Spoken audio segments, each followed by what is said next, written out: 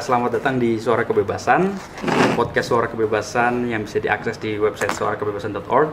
Sekarang saya bersama Bapak Arif Ansori, PhD. Beliau adalah salah satu ekonom di Universitas Padjadjaran, Direktur CEDS, Center for Economics and Development Studies. Kita akan bicara beberapa hal tentang ketimpangan, pembangunan ekonomi, dan mungkin kemiskinan, pemberantasan kemiskinan, dan mungkin sedikit kita ngelihat konteks isu kontemporer tentang pemerintahan Jokowi gitu. Nah, kalau sebenarnya pertanyaan paling basic yang ingin kita gali di sini adalah ketimpangan. Kalau menurut Bapak, bentuk nyata ketimpangan di Indonesia apa sih? Kalau selama ini kan isunya ketimpangan isu Jakarta daerah, pusat daerah gitu. Tapi kalau menurut Bapak, concern Bapak, bentuk nyata ketimpangan itu apa ya? Ketimpangan itu kan memang multidimensional ya. Ada ketimpangan antar golongan masyarakat, misalkan dari yang miskin ke yang kaya, dan juga ketimpangan antar daerah, dari desa kota, dari timur barat, gitu ya. Bahkan juga ketimpangan antar gender ya. Laki-laki perempuan ya. Kan kalau Mas Rofi tanya ketimpangan seperti apa yang sangat kentara gitu ya. Kalau saya lebih cenderung menjawabnya untuk melihat lebih ke dampaknya ya. Jadi yang sangat kentara itu adalah kalau ketimpangan itu adalah penyakit sosial yang dampaknya itu sangat jelek ya buat struktur kemasyarakatan. Bahkan saya merasa bahwa berbagai event-event yang ada di lingkungan sekitar kita, yang baik itu kejahatan, tingkat kejahatan yang semakin meningkat, tingkat stres masyarakat yang semakin meningkat, begal udah banyak sekarang, di Depok gitu ya, kejahatan. Itu saya rasa adalah dampak dari ketimpangan.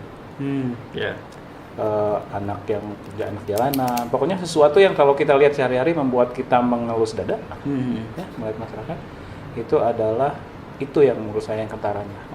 Dan itu adalah, tak lain dan bukan, itu adalah hasil yang ketara, yang nyata gitu kan.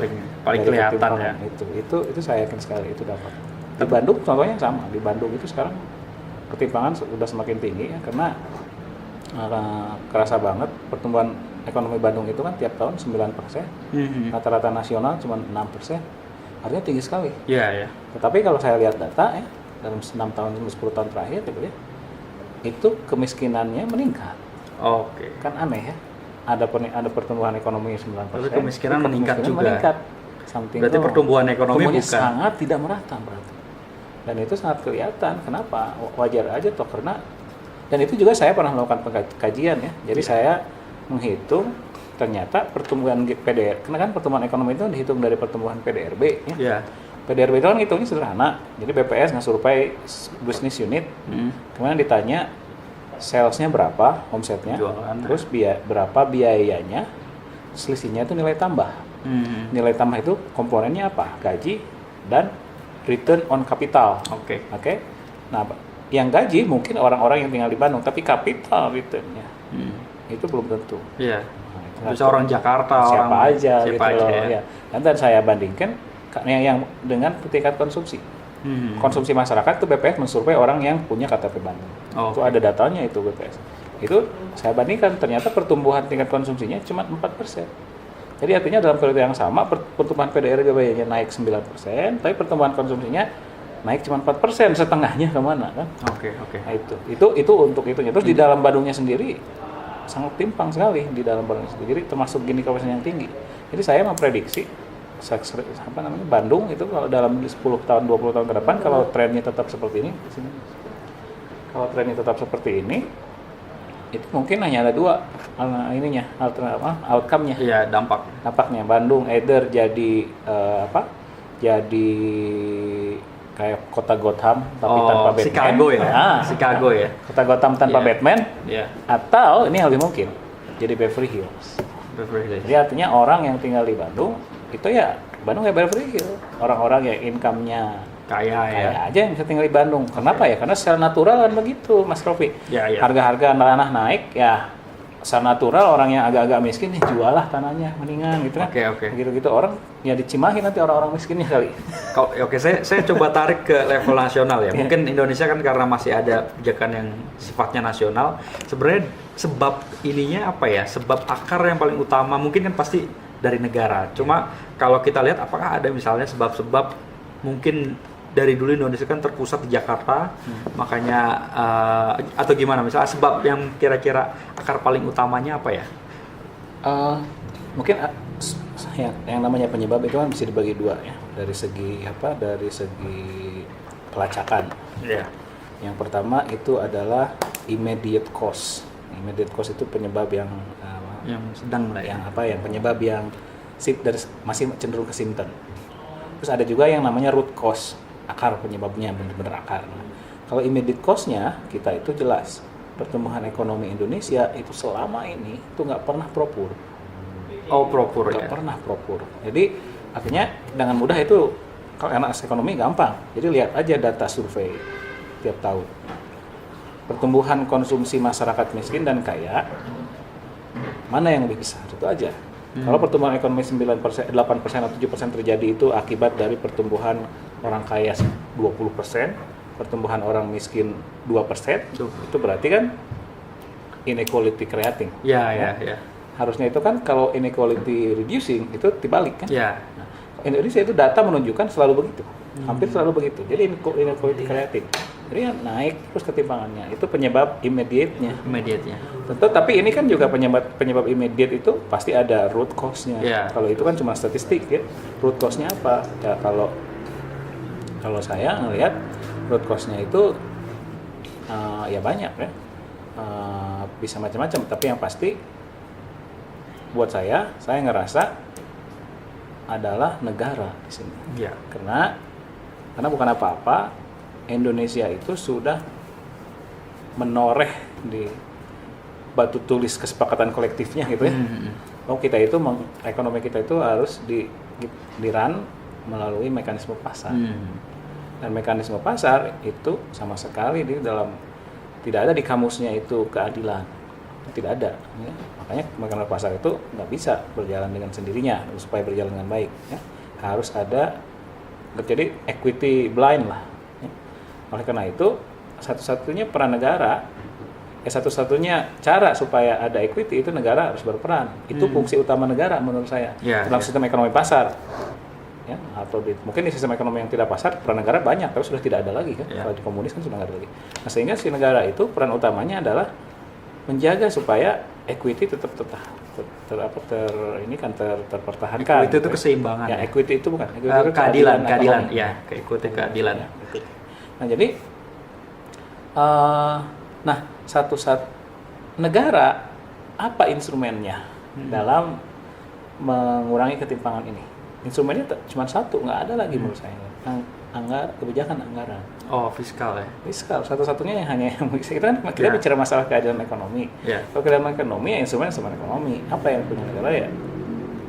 Itu tadi fiskal, baik dari sisi penerimaan maupun dari sisi pengeluaran. Dari sisi penerimaan, negara punya kemampuan progressive tax. Jadi men-tax yang kaya lebih tinggi daripada yang miskin.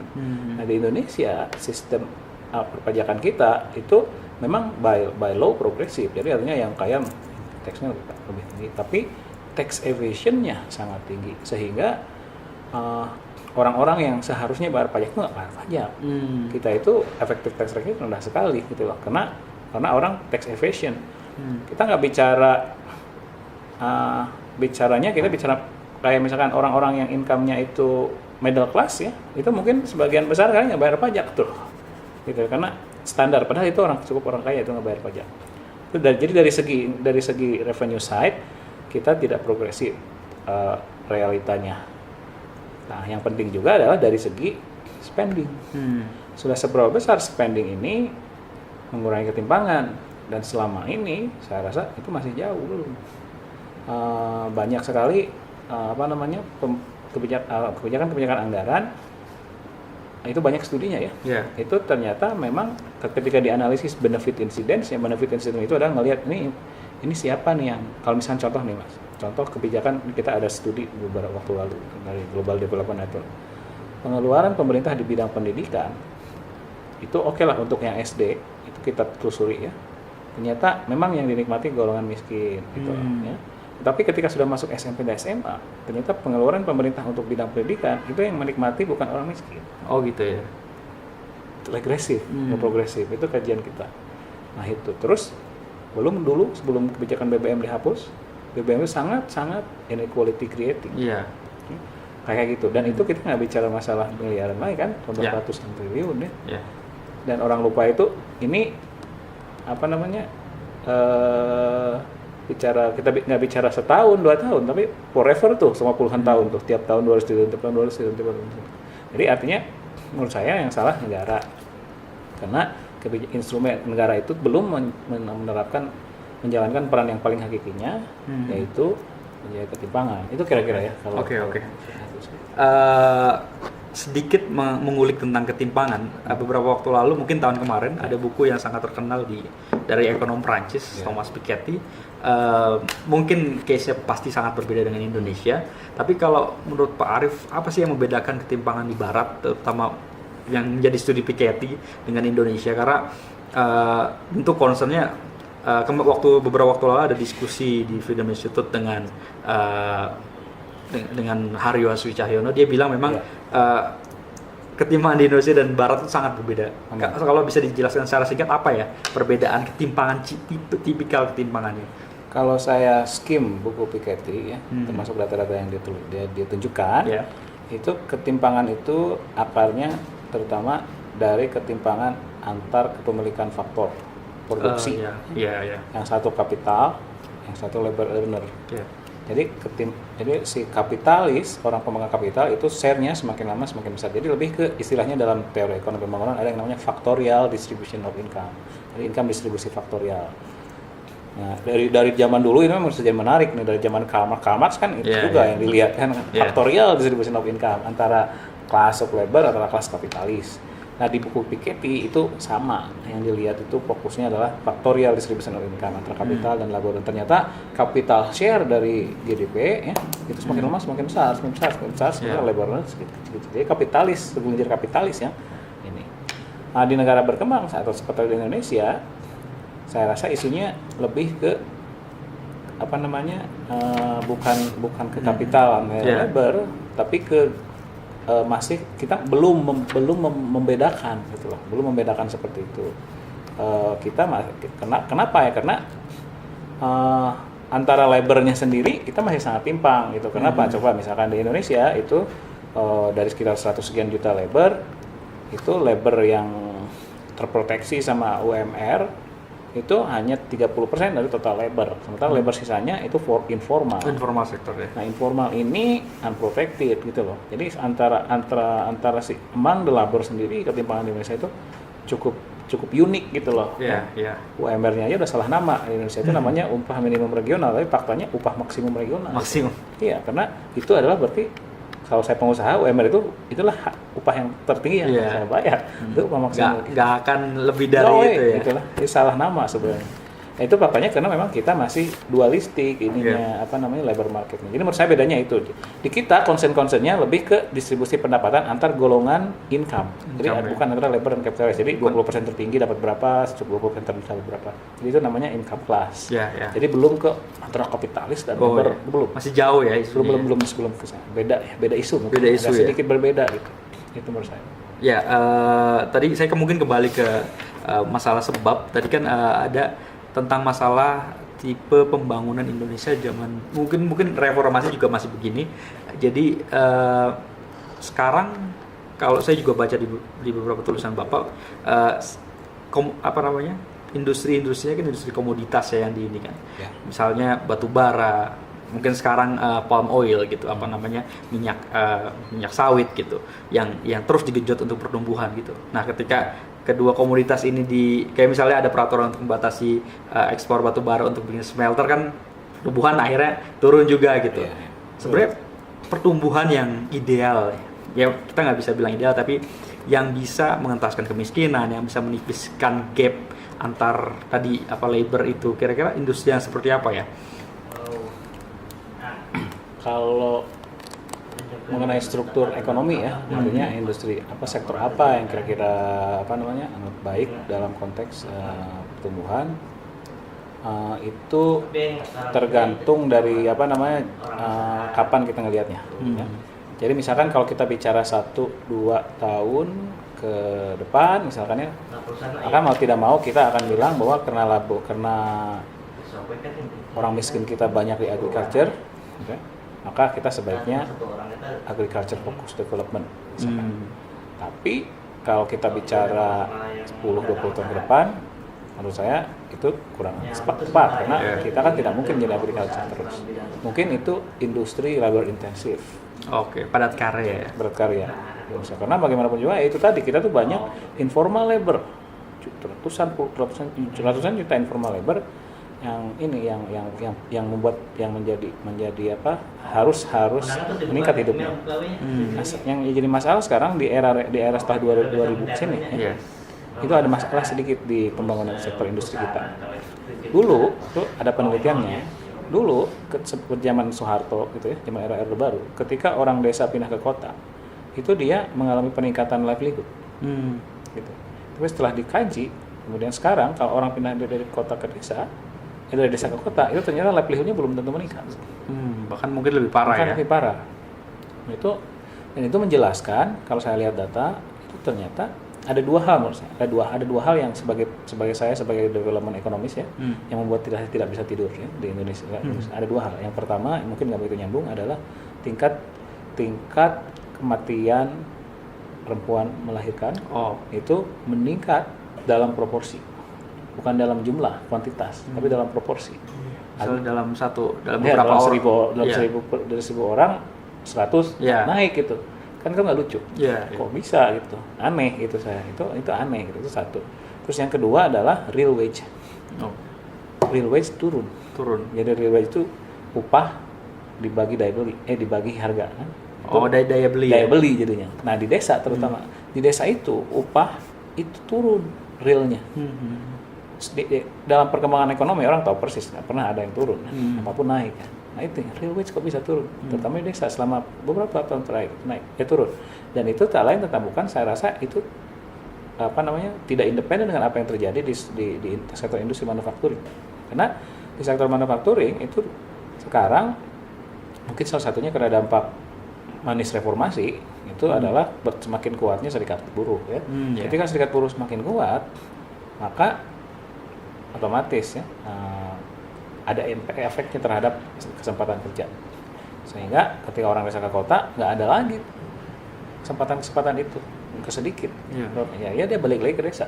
Ketika dia balik di desa itu menambah supply labor yang lebih banyak, sementara demandnya sedikit, sehingga turun real wage-nya. Itu kan market pekerja, upah turun gitu. Nah itu yang terjadi menurut saya. Nah itu ada kontribusinya terhadap peningkatan ketimpangan.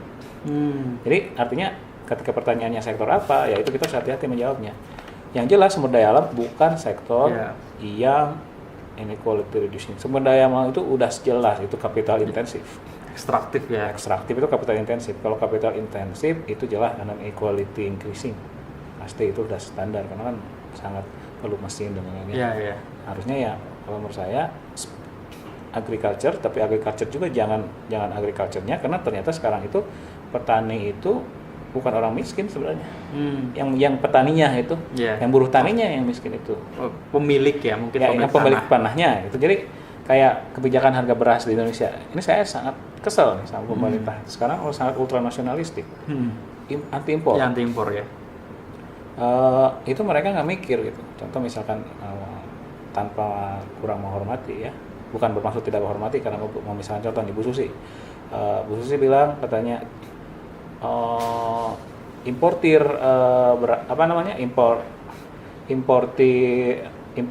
garam itu kan hanya 500-an katanya. Terus petani garam kan ribuan katanya. Jadi anti impor. Jangan lupa dong, konsumen barang jutaan. Konsumen garam harus memperhatikan konsumen juga, harusnya ya.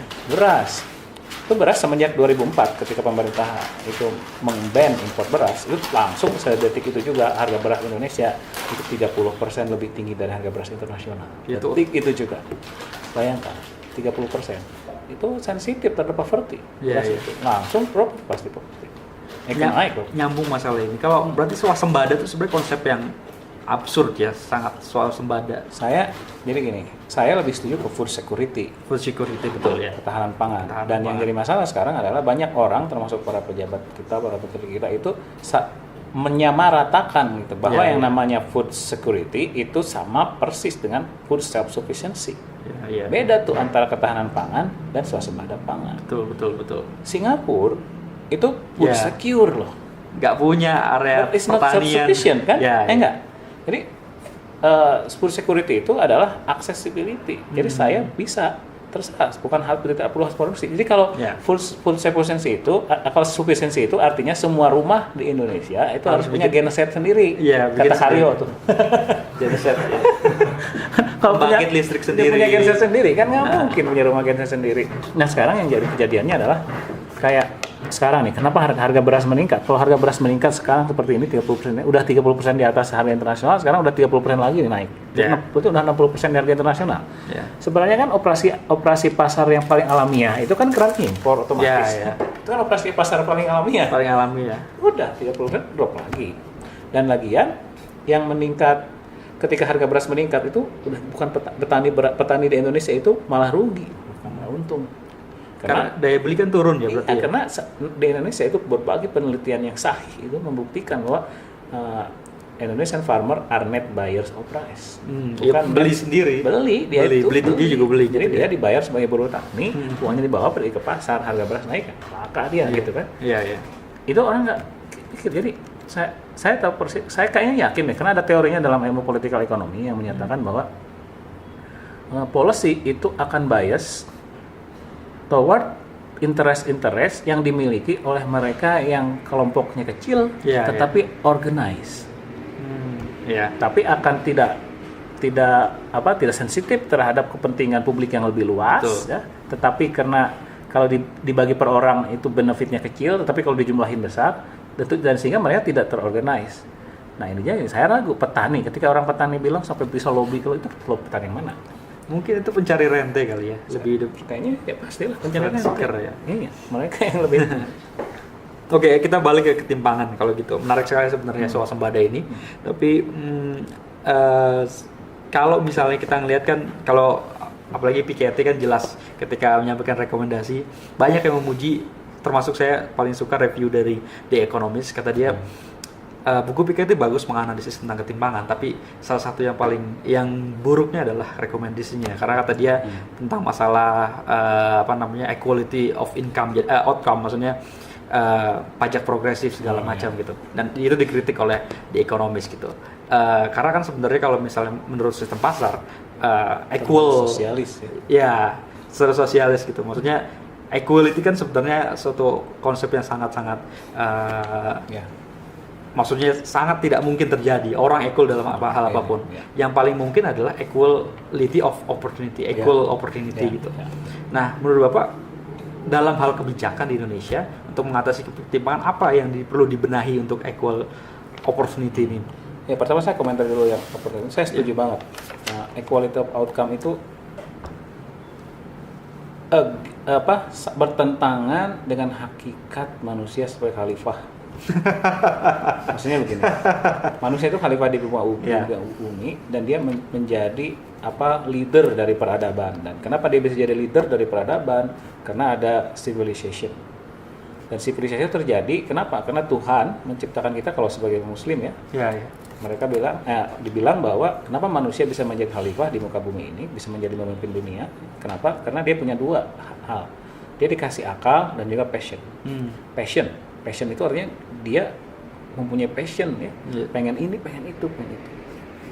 Nah, jadi sehingga mereka bisa inovatif kan, bisa inovatif, bisa membuat sesuatu yang baru, bisa itu kena passion dan ini bisa menjadi membantu peradaban. Itu kuncinya itu ada scientific advancement, passion, dan itu memerlukan satu syarat penting meritokrasi. Kalau nggak ada meritokrasi, itu nggak mungkin jalan dong. kita itu kena hakikat manusia. Kalau kita nggak punya meritokrasi, tidak punya passion ya, itu kan meritokrasi, passion itu akan menjadi sesuatu yang konkret kalau ada meritokrasi. Kalau nggak ada meritokrasi, orang malas kan, ya nggak? Lihat burung bisa terbang langsung top lah gitu kan. Tapi nggak memikirkan tuh bagaimana burung. Nah, artinya apa? Equality of outcome akan mematikan meritokrasi. Kalau mematikan meritokrasi, maka kita tidak berfungsi sebagai hakikatnya kita manusia gitu loh. Jadi nggak akan maju kita peradabannya. Nah, cuman gini, inequality itu mungkin timbul karena dua hal tadi kan, karena dua ya. Itu ada bukunya di John Romer ya.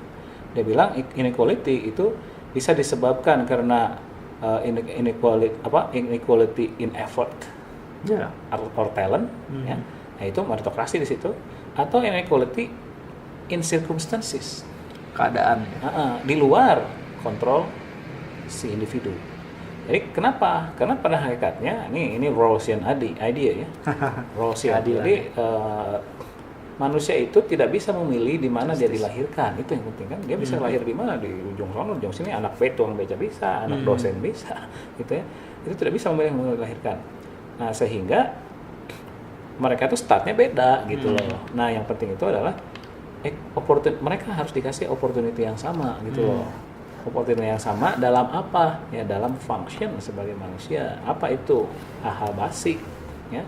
Jadi education, health itu. Nah, contoh gini aja deh. Di Indonesia itu orang yang penghasilannya orang yang pengeluarannya 10.000 per orang itu masih hampir 50%. 10.000 per hari maksudnya? Per hari, ya, masih 50%. Coba bayangin gitu loh. Kalau mereka punya anak, gitu ya, nggak mungkin lah sama mereka kepikir untuk membeli susu, ya kan anaknya. Sementara susu ini protein itu adalah ketika umur balita, ya, itu adalah hal yang sangat krusial untuk perkembangan otak. Kalau mereka nggak dikasih gizi protein yang tinggi di masa itu, mau suruh bimbingan belajar di tempat yang semahal apapun nggak mungkin lulus masuk Unpad misalkan ya. Kalau dari awalnya udah nggak bisa. Itu kan inequality of opportunity gitu loh. Makanya kita ada program kan di Unpad di Universitas Negeri ada yang namanya bidik misi. Bidik misi itu adalah orang-orang yang miskin kita suruh sekolah gitu di Unpad, kita bayarin banyak kursi-kursi bidik misi terbuang, nggak ada yang ngisi. 30-40% nggak ada yang ngisi. Kenapa? Karena mereka kan harus lulus tes. Sedangkan tesnya aja ya tesnya belum tentu lulus. Bisa. Ya? Mau dibimbelin aja juga nggak bisa. Kenapa? Karena mereka dari kecilnya itu nggak dikasih susu gitu. Mau disuruh mikir kan telat terus itu. Nah itu bukan salah mereka. Nah ini maksud saya equality opportunity ini harus. Jadi negara itu harus berperan memberikan tingkat nutrisi kesehatan yang sama, akses kesehatan yang sama, akses pendidikan yang sama kepada siapapun juga. Itu.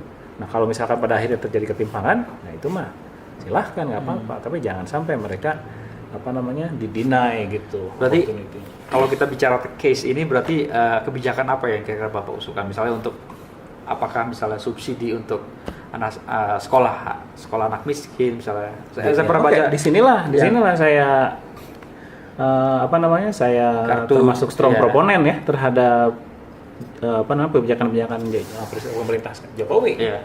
Karena arahnya jelas gitu.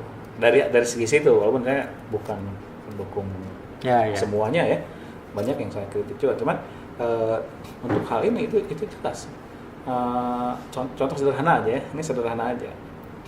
Dia tahu permasalahan, karena saya kan ibu saya guru SMP ya, dan dia SMP negeri, SMP swasta. Nah kalau misalkan banyak sekali orang yang datang ke rumah saya, gitu, ke ibu saya untuk minta izin, telat bayar dan lain-lain.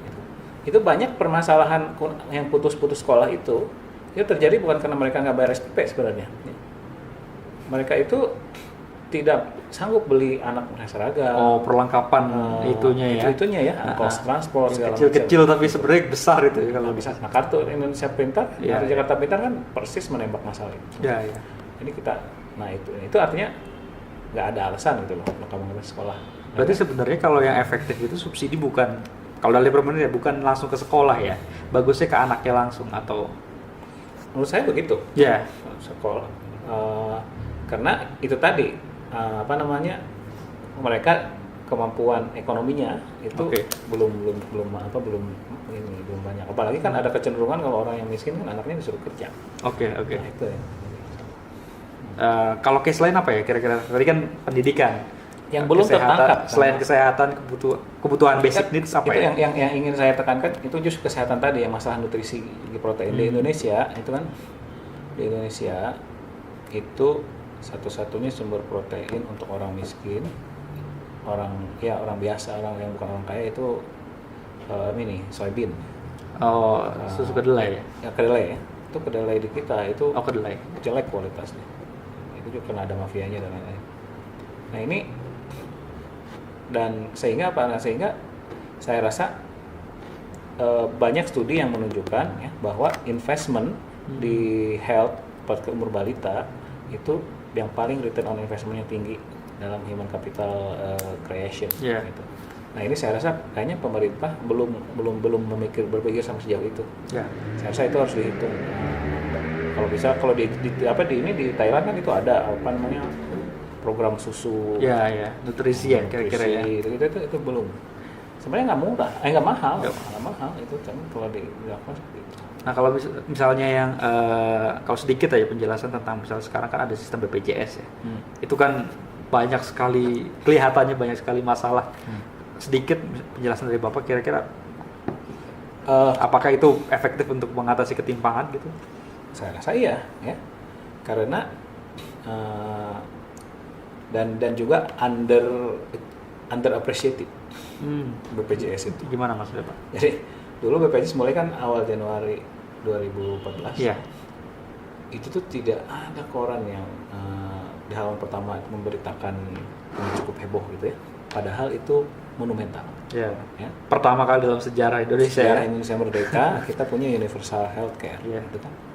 Jadi kalau nanti dalam 50 ke depan ada orang asing atau kita mau mempelajari sejarah Indonesia, kapan itu ada universal healthcare pertama, dia kan ngelihat archive dari koran ya, itu nggak ada tuh yang beritain tuh.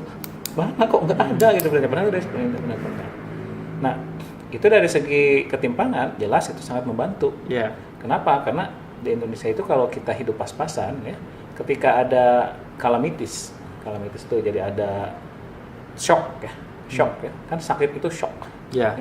Sementara income dia cuma 10.000 per hari, itu disastrous. Jadi udahlah habis itu. Ya. Nah dengan adanya BPJS kan mereka terhindar. Dari dampak negatif dari shock, itu yang penting.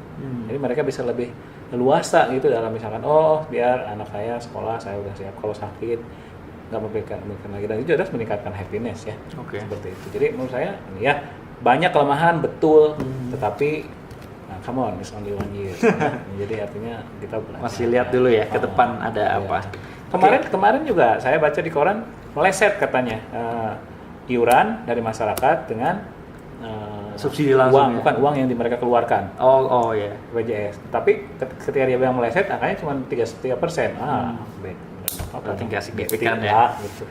Nah kalau misalnya gini kan sebenarnya sistem subsidi gitu kan erat kaitannya dengan negara-negara seperti welfare state ya, negara kesejahteraan yang semuanya dipenuhi gitu segala macam gitu kan.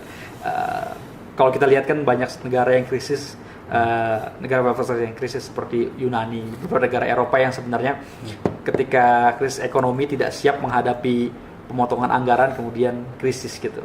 Nah dalam hal ini kalau subsidi tadi diambil dari uang pajak, ketika pajak kan sebenarnya nggak tetap ya, karena penghasilan orang kan tidak tetap juga. Nah, menurut Bapak sebenarnya kadar welfare state yang bagus itu kan nggak mungkin. Menurut saya welfare state, warna dari welfare state dari suatu negara itu tidak mutlak ya. Jadi ada gradiennya, ada spektrum lah gitu ya. Kalau welfare state yang di negara Skandinavia itu 60% tax, 60% GDP itu government spending yang ngambil dari tax. Kalau kita kan 20%. Ya. Jadi masih jauh lah kalau kita mau dibilang ke welfare state ya. Nah saya nggak tahu apakah itu yang ideal atau enggak, itu tergantung ideologi juga kan. Nah, Amerika kan memilih untuk tidak kan, tidak seperti itu gitu. Jadi karena Amerika sangat mendekatkan meritokrasi, jadi dia mah kalau apa, kalau lo yang penting lu siapa aja mau hitam mau putih mau apa pokoknya lu silahkan compete. Kalau lu gagal ya mati aja situ gitu kan. Kayak gitu Amerika gitu. Kalau Eropa kesana dia kan lain. Nah Indonesia bagaimana? Ya kalau sejauh ini sih saya belum melihat ya itu ada bahayanya kita mengedepankan terlalu ke welfare State spending. Kenapa coba? Karena kita mulai dari basis yang rendah, Mas Ropi. Dulu sebelum harga BBM dinaikin, itu social spending di APBN itu masih hanya 50 triliun bandingkan dengan subsidi BBM yang 200-300 triliun. Ya. 50 dari 200 triliun. Itu kan jadi kita basisnya rendah. Jadi menurut saya kita masih punya fiscal space yang cukup besar untuk membuat budget kita semakin pro-poor, semakin pro-equality, itu masih punya space yang tinggi. Dan welfare state itu sangat disokong oleh income tax. Jadi kita income tax cuma small part dari revenue. Ini juga nanti harus diperbaiki karena kita kalau memang kita ingin seperti di negara-negara welfare state, kita tidak bisa menghindari kita harus membenarkan sistem income tax dan mengurangi tax evasion dari orang-orang kaya. Oke. Ada 2 poin pembicaraan lagi sebenarnya. Saya mulai dari mungkin sekarang kan animo publik kepada pemerintah Jokowi udah mulai turun ya. Ada beberapa hal kontroversial, KPK, Polri segala macam. Nah kalau masalah perekonomian, mungkin ada berita gembira di awal pemerintahan cabut subsidi, bukan cabut lagi ya, menerapkan subsidi BBM ke pasar, ke mekanisme harga pasar. Kemudian ya itu yang berita baik ya. Kemudian beberapa berita buruk akhir-akhir ini kan stop impor beras. Menteri Pertanian bilang bahwasanya jeroan itu makanan anjing segala macam, jadi stop impor segala macam. Bekas sumber air. Iya sumber air. Jadi kalau menurut Bapak secara umum ya, kita bicara secara umum aja, prospek ekonomi pemerintahan Jokowi gimana ya? Saya masih lumayan optimis ya, karena memang ada beberapa teman-teman saya yang sudah start untuk pesimis ya, karena bukan apa-apa, karena Presiden Jokowi itu memberikan kepada kita euphoria reform, terutama dalam economic reform. Cuman ternyata ngelihat banyak turbulence seperti ini, ada political turbulence ya, ada isu KPK Polri itu kan political turbulence ya. Kalau terlalu sering turbulence, reform nggak akan stuck. Nggak akan stuck. Makanya agak khawatir mereka ini gimana kita mau reform nih, turbulent terus ya. Politikalnya nggak stabil itu ini banyak orang yang mulai pesimis karena bagaimanapun juga political stability, political conduciveness itu adalah necessary condition untuk reform. Ya. Nah kalau ini nggak terpenuhi bahaya tuh reform nggak akan jalan. Tapi ada beberapa poin-poin positif ya yang sudah terjadi ya. Pertama, Jokowi itu pemerintahnya saya rasa sangat pintar dalam melihat skala prioritas mana yang harus diselesaikan dalam konteks ekonomi. Misalkan reformasi harga energi, reformasi harga BBM.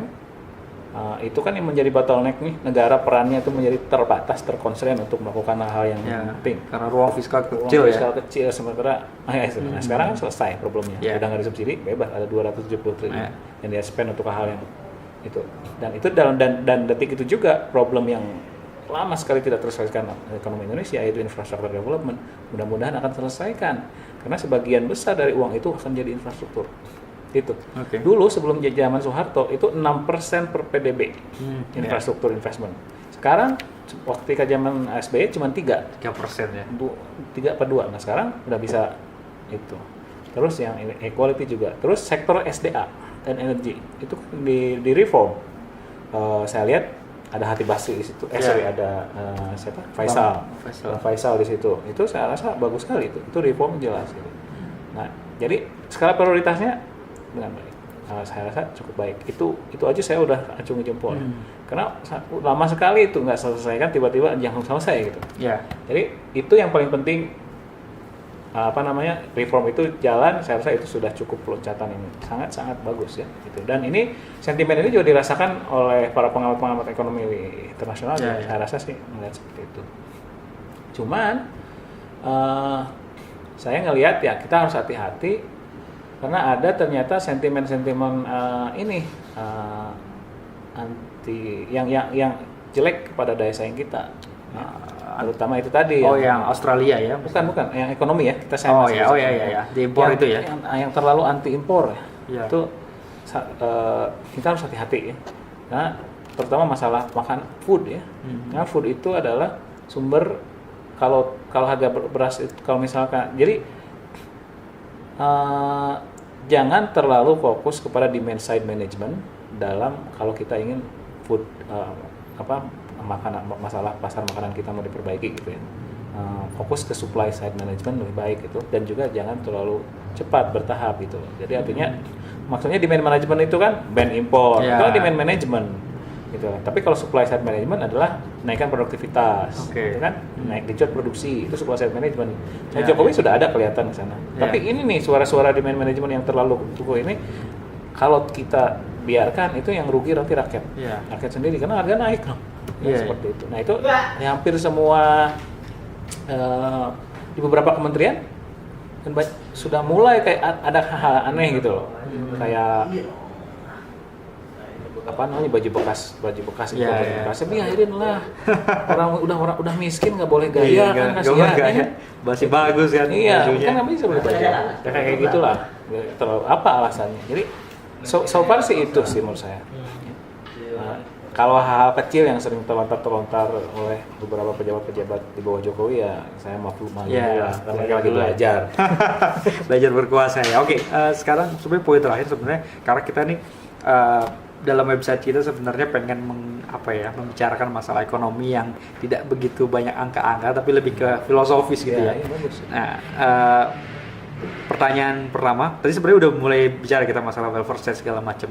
Kalau menurut Bapak, karena saya sebenarnya pengen menilai juga pandangan ekonomi Bapak, peran negara itu bagusnya sampai batas mana ya? Kalau kita lihat, kalau dalam pemikiran yang classical liberal kayak Chicago School kan, dia masih membolehkan tentang basic needs gitu. Kalau yang paling radikal kayak Austrian School itu kan sama sekali harus pasar gitu. Nah, the role of government menurut Bapak sebatas mana ya? Menyediakan apa dan jangan sampai masuk kemana gitu? Oh, saya sih sederhana aja. In the area where market fail. Oke. Itu aja. Apa itu in the area where market fail? Equity. Market fail. Blind. Keadilan berarti artinya ya kalau ada keadilan pemerintah harus menggunakan instrumen fiskal untuk itu. Terus yang kedua adalah public goods itu nggak bisa infrastruktur segala macam ya. Infrastruktur jalan terserah bisa provide only atau bisa produce terserah gitu ya. Itu satu. Terus yang ketiga itu environmental problems. Sustainability. Karena itu juga bagian dari kegagalan pasar. Pasar tuh nggak ngelihat bahwa problem lingkungan itu, ketika dia membuat proses produksi ada biaya lingkungan dan tidak masuk ke dalam accounting cost-nya, itu pasar gagal dalam menangkap itu. Jadi tiga hal itu saya rasa. Tiga hal itu ya prinsipnya. Yang penting menurut saya. Kalau misalnya menurut Bapak perlu nggak misalnya dalam suatu negara itu ada BUMN seperti Indonesia kan ada ratusan, mungkin 100, 200 saya. Perlu nggak ada karena kan kebetulan saya pernah riset tentang Cina. Tipe Cina kan sebenarnya kapitalisme tapi state capitalism kalau istilahnya Ian Bremmer, dan kapitalismenya oleh state owned enterprise. Nah, kalau menurut Bapak negara perlu nggak sih campur tangan ke enterprise gitu dalam bentuk BUMN?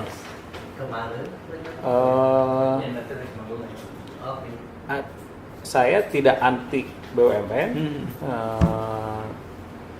Yang saya anti itu adalah kalau BUMN itu tidak anti competition. Monopoli ya. Ya, jadi kayak misalkan ada yang bilang itu nanti Pertamina gimana dong kalau ada Petronas harganya nanti dia bubar, nanti yang kena asing.